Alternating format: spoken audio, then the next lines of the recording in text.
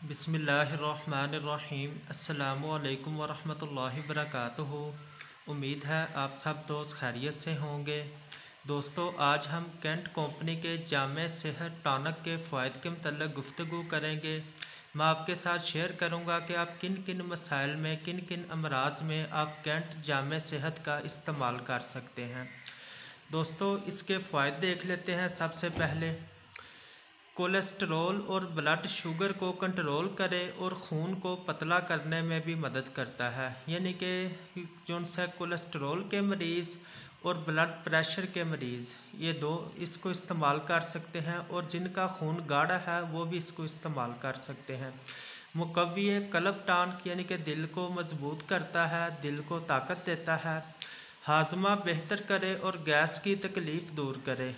यानी कि जो उनसे हाजमे के मसाइल हैं, गैस के मसाइल हैं, इनमें भी इसका इस्तेमाल किया जा सकता है। एंटी वायरल खसूसियात, ताकतवर और कुव्वत बख्श टॉनिक।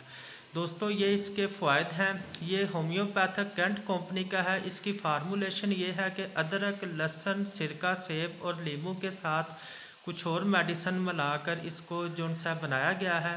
इसकी प्राइस की बात कर लेते हैं। 360 रुपये इसकी प्राइस है। ये किसी भी आप अच्छे होम्योपैथिक स्टोर से आप इसको ख़रीद सकते हैं।